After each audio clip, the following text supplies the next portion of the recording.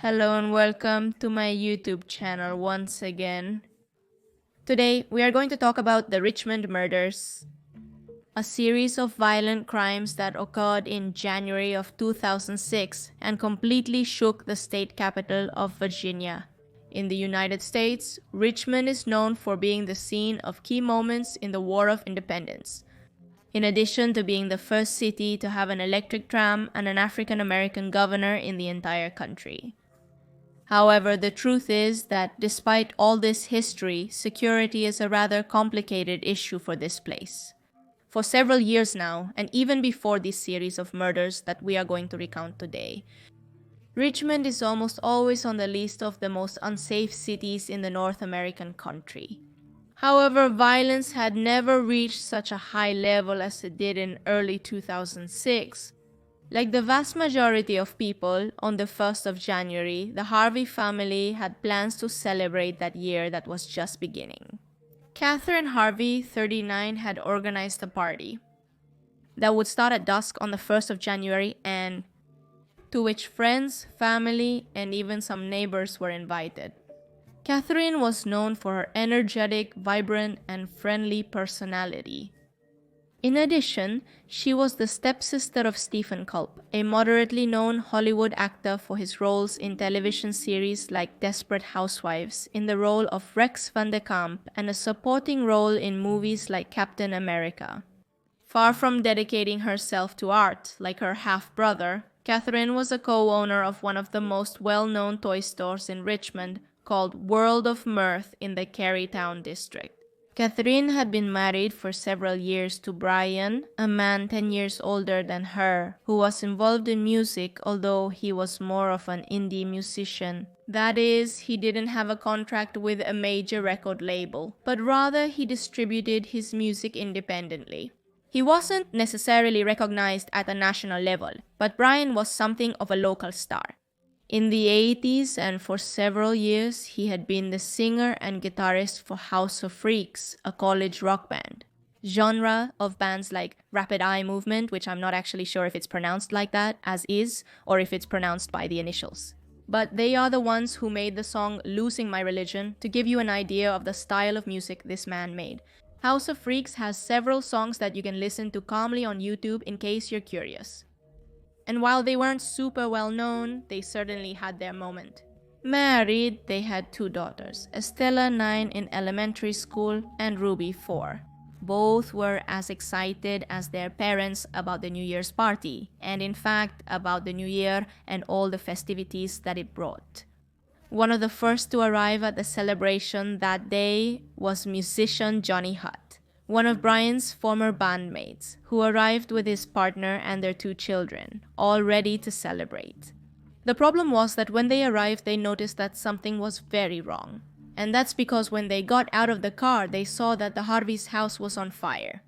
A large amount of smoke came out, so immediately as they could, they called 911 to request firefighters' assistance. When they arrived, the firefighters did the typical thing to enter the house, where they realized that the smoke was actually coming from the basement. It was then that when they went down there, they discovered 4 lifeless bodies, 2 adults and 2 girls. They were all face down, tied together with electrical cables and tape. After putting out the focus of the fire, the police arrived at the scene and took charge of the situation, discovering that the house seemed to have been looted. That is, everything was disordered and some valuable items were missing, like a notebook, some cash. And also missing were the couple's wedding rings. That is, they had them on and they were no longer there. All of this, while it certainly has some value, of course, did not constitute a large enough loot for it to make sense that he, or those responsible, decided to end the life of an entire family, also causing a fire. Was it too serious, the consequence of that theft? It made one wonder for a moment if this was something more personal. However, from the beginning, the detectives assigned to the case came to the conclusion that the crimes were either motivated by extreme cruelty, or they were the work of someone who was not in their right mind, and the autopsies seemed to confirm it. The initial forensic reports determined that the Harvey family had been tied up in the basement for a while before being murdered. Brian and Catherine had been brutally beaten with a blunt object to the head, causing them to die in front of their daughters. Estella, the eldest, had not only witnessed the death of her parents, but also the death of her younger sister. Ruby had been stabbed several times in the back, one of them piercing her lung, causing her to die.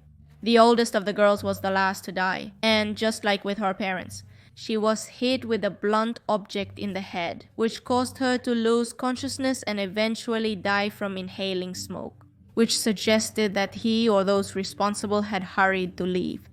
And that's why they hadn't completely ended Estella's life like the rest of her family. In the police reports about the discovery, it was also recorded other details, such as, for example, how Catherine had been found with a sock in her mouth. Later that same day, Detective Lisa Beatles made a statement on National Broadcasting Company 12 News Channel that in her over 20 years of career, she had never seen such a cruel scene as the one in the Harvey's basement. The investigation, which had begun immediately after the discovery, proved not to be particularly easy. Neither Catherine nor Brian were people who had enemies. On the contrary, they were two individuals loved in their community, with many friends, so it made no sense that someone would want to do such a thing to them. Or at least, there were no witnesses to that. There was no one who could tell them that they had a particular fight with another person, some bad business. Had nothing happened in those last days, or in general in their lives, to justify that someone would do something like this to them. Naturally, the police questioned everyone around them, including Johnny, who had reported the fire. By that time, they had discovered that the band he had been in with Brian had a song that described a murder very similar to the Harveys, which obviously put him in the spotlight as a suspect. However, the man explained that he hadn't written the song, but Brian himself had, and that his bad luck had been to arrive first at the party. The investigation continued to go in circles without finding a clear motive, after such a cruel crime towards a family that everyone in their surroundings seemed to love. Meanwhile, 2 days later, that is on January 3rd, 2006, a house on Hollywood Drive in Chesterfield County, Virginia, was invaded by two men and a woman. The people rang the doorbell to ask for directions. When the couple who owned the place opened the door, the group entered and stole several things, including a computer, a television, and $800 in cash. The homeowner managed to prevent the criminals from tying them up, emphasizing his wife's slight disability.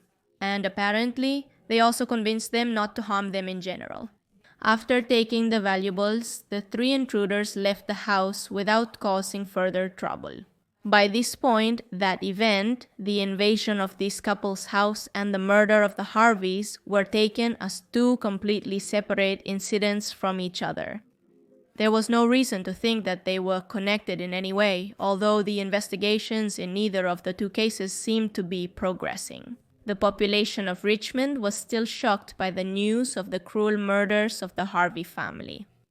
When on January 6th, the 911 received a call from a woman living in Chesterfield County. The woman explained that she was worried about her daughter's friend, Ashley Bakersfield, who is 21 years old. Both she and her daughter had been trying to get in touch with Ashley since January 1st, without success. In the emergency call, she also delved a little deeper into why she was so worried. She said that recently she had seen the young woman meeting with two men she did not trust. Their names were Ricky Chaffonray and Ray Joseph Dandridge. In addition to her concern for the girl, the woman said she was convinced that the two individuals had something to do with the Harvey family murders. According to her, when they visited her daughter at her house, they acted strange right after the family crimes. Harvey, and both had made inappropriate comments when the family's bodies were discussed on television. Faced with such a particular call, the police did not hesitate to go in person to talk to her. The woman showed them a series of objects that Ricky Gray and Ray Dandridge had brought to her house. And while the detectives couldn't confirm that they were from the Harvey's house, they were very similar to the things that were missing from the place.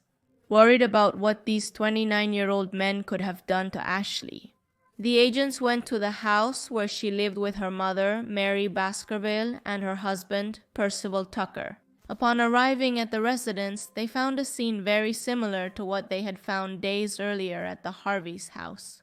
They found all three family members gagged and bound with tape, already lifeless. The house had been ransacked and the scene was much more bloody. Mary, 47 years old, and Percival, 55, had been stabbed at least 5 times in the throat while their faces were completely covered in tape. The bodies of Mary and her husband had been found in the master bedroom. She had 2 clear stab wounds on her neck, although the cause of death had to do with the tape on her face. She had suffocated, just like her husband. On the other hand, Ashley was found on the floor of her room, just like her parents. She had wounds on her neck from being stabbed and had died from suffocation due to the tape on her face. In addition to layers of tape, a garbage bag covered her head. For the forensic doctor who arrived at the scene, it was easy to determine that the family had suffered a long and torturous death. The crime, cruel and heartless, seemed to make no sense. With who were Mary and Percival, a couple who had been together for over 19 years, that is, since Ashley was only 2. Mary was known for being a very active member of her church, where she participated in a volunteer group that worked with elderly people in the Swansboro neighborhood, known for its high level of crime. Although Mary and Percival were very loved in the community, their daughter was much more complicated. Since the age of 10, Ashley had started to show behavioral problems, according to several family friends. From that moment, Ashley began to associate with very bad influences that led her to enter the world of drugs at a very young age. By the age of 12, Ashley was not only using illegal substances but also selling them. The situation was so uncontrollable for Mary and Percival that, not knowing what else to do with their daughter, they made the difficult decision to hand her over to the Virginia Department of Children's Social Services, where she spent the rest of her adolescence going in and out of various juvenile detention homes. The autopsy performed on the Baskerville family. Tucker added that the neck wounds on these 3 victims were very similar to those found on the backs of the 2 girls, Harvey. However, the clear evidence that the 2 crimes were connected came when Ashley's body was carefully examined. Around the girl's neck was a chain, and on this chain, once they looked closely, they found a gold ring that actually belonged to Catherine Harvey. Was it the same one that had been taken from her hand? In the other scene, the police noticed that one of the Baskervilles' vehicles, a Chevrolet, was missing from their home. So it seemed clear that Gray and Dandridge had stolen it to leave the crime scene, if they were indeed the guilty ones. A warrant was immediately obtained for both of them, accompanied by their photographs. And just a few hours after this information was published, the police received a call from a man named Roy Mason. This man reported that 2 days after the Harvey murders, his home had been invaded and robbed by the criminals they were looking for. Roy explained that it was a normal day. He was watching television and his wife was lying in the room. She had mobility issues and was legally blind due to diabetes. At that moment, 2 men arrived and knocked on the door, asking for directions before forcibly entering the house to threaten his sick wife. However, the men did not come alone, but were accompanied by Ashley, who had actively participated in the robbery, checking and taking several things to take away. Finally, after a few hours, the police were able to track Ray's cell phone to Philadelphia, where Ronald Wilson, Dandridge's father, lived. Upon arriving at the house, the first thing they noticed was Mary's car in the driveway. At 8:30 in the morning on January 7th, a specialized special weapons and tactics team positioned themselves outside the house. Upon realizing they were surrounded, Ray tried to escape through the back door and was immediately arrested. Ricky Gray, on the other hand, was found hiding in the basement behind an electricity generator. Upon being arrested, he tried to resist and even end his life, but ultimately failed and was taken to the police station for questioning. Ricky J. Vaughn Gray was born on March 9, 1977 in Arlington, Virginia. Since he was a child, Ricky was described as hyperactive and troublesome, which caused constant problems at the school he attended. Things were no better at home. His father abused him both verbally and physically, while his older stepbrother sexually abused him since he was a child. Ricky came from a large family, with several cousins, uncles, and nephews. Among them was Ray Dandridge, who, despite being a few months older than Ricky, was his nephew. Ray, like his uncle, had several academic problems, and in fact had been diagnosed with a learning disorder, although in his case he did not seem to have been a victim of abuse. Subsequent psychiatric analyses would determine that Ray was socially inept and a very easy person to manipulate. Due to the closeness in age between them, Ricky and Ray had grown up together, although Ray's family was not too happy with that fact. Their son seemed to get into trouble when he was with Ricky, who was the more dominant person between them, and he led his nephew to be part of scams he planned. That's how it was in 1995. Both were arrested and ended up in prison for a series of armed robberies in the Northern Virginia area. After 3 years, Ray was released, but he wasn't free for long as he was soon rearrested on drug-related charges. To avoid more time in prison, he made a deal with investigators to get a sentence of only 5 years. In January of 2005, he regained his freedom, reuniting with Trev Terrell Gray, a woman he had met years before going to prison, and with whom he re-established a romantic relationship, moving in with her to a property owned by her parents located in Pennsylvania. 3 months later, in April of 2005, Ricky and Treva got married. It seemed that Ricky had reformed, as he even got legal jobs as a telemarketer and obtained a license as an electrician. But the truth is that he didn't seem to have adapted to that quiet life, and the marriage quickly deteriorated. Just a few months after getting married, Treva confessed to her mother that she was not at all happy in the marriage. In October, Ricky invited Ray to move in with them, and that was the last straw for Treva, who decided to separate. On the 1st of November that year, Ricky began nervously calling his wife's mother to ask if Treva was there. He claimed that the woman had left and he had no idea where she was. 4 days later, a person found a lifeless, badly beaten body in a shallow grave in Washington, Virginia. The body was soon identified as Treva's by that time. The victim's mother and stepfather had noticed scratches on Ricky's forearms, which would imply that someone was trying to defend themselves from him. Upon telling this to the police, they interrogated both the victim's husband and Ray, but they were not considered suspects. It was believed that Treva could have died from an overdose, and therefore no homicide investigation was initiated. After this incident, Ricky and Ray did not meet again until the day before the Harvey's death, that is, on December 31st. Together, on that same day, the two assaulted 26-year-old Ryan Carey in front of his parents' house in Arlington. The attack was so brutal that Carey was in a coma for 2 months and suffered permanent damage, such as the total immobilization of his right arm. This incident, like the death of Treva and the raid on the Masons' house, was not deeply investigated but was set aside.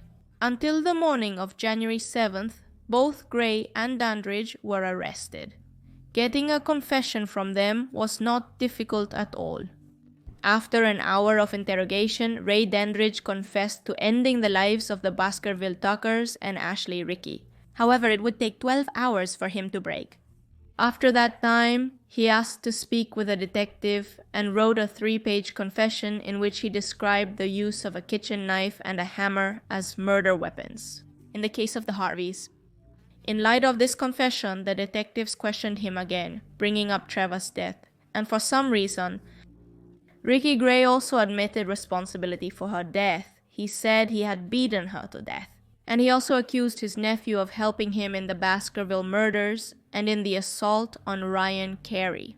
A day later, on January 8th, Ashley's involvement in the Harvey murder was confirmed through the confession of both suspects, who said in their statements that Ashley had fulfilled the role of observation. That is, she was in charge of watching from a parked car for any issue. That is, she didn't kill people. She just warned, made sure nothing went wrong, and gathered objects from the houses. Both Gray and Dandridge said they had fulfilled the same role in the takeover of the Masons' house.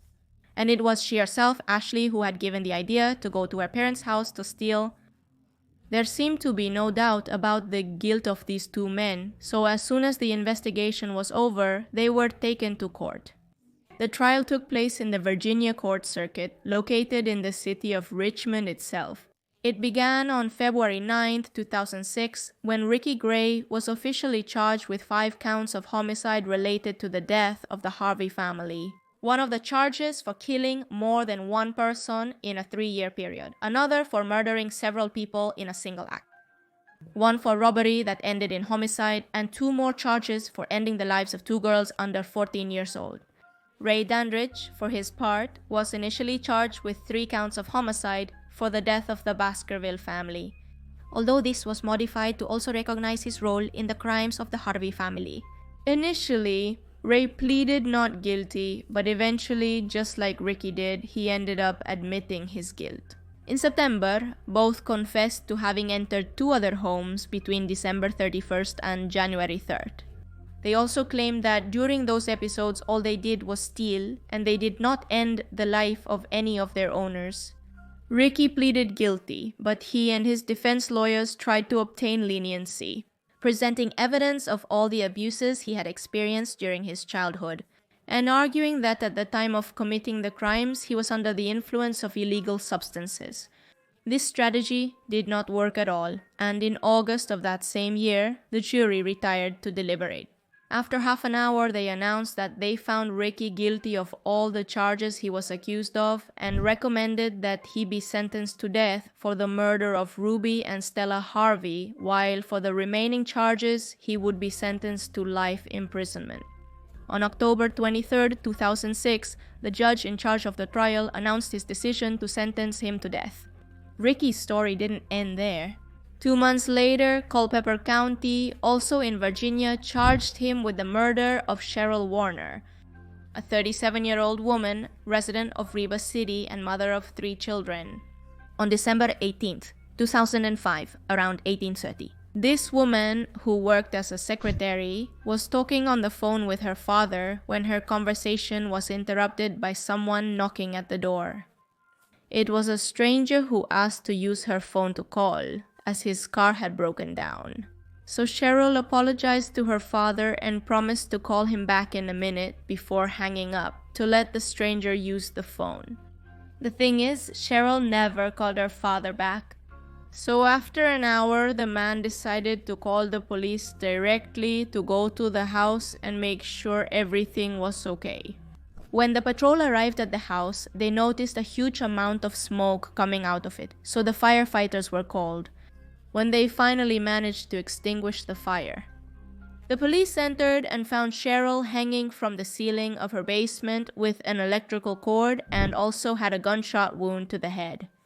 In response to this accusation, Ricky pleaded not guilty. The modus operandi was similar to the crimes he had committed, but there was not enough evidence to be sure of his authorship. So, on June 4, 2008, the charge for the murder of Cheryl was eventually dropped. That same year, the date of his execution was set, which would be between May 2011 and November 2015. During that period of time, Ricky filed several appeals to the decision, but they were always rejected, and he was finally sentenced to be executed in 2017. While waiting for the date to arrive, he was imprisoned in the Sussex State Prison in Virginia, until his execution was carried out on January 18, 2017 at 21:42 by lethal injection. When asked if he wanted to say any last words, Ricky just said nope. Ray Dandridge, for his part, pleaded guilty before his trial ended, and that allowed him to receive a deal to not be sentenced to capital punishment. Instead, he was sentenced to life imprisonment without the possibility of parole. To this day, he continues to serve his sentence at the King Mountain Correctional Center in Oakwood, Virginia. And with that, we come to the end of today's video. Let me know what you think in the comments below. I'm reading them, And also let me know if you knew about this case. Here are the Patreons and channel members. Thank you for supporting me through these platforms. And with nothing more to say, here is a new video, here is a recommended video. You can subscribe by clicking on my face, and see you in another video. Goodbye, goodbye.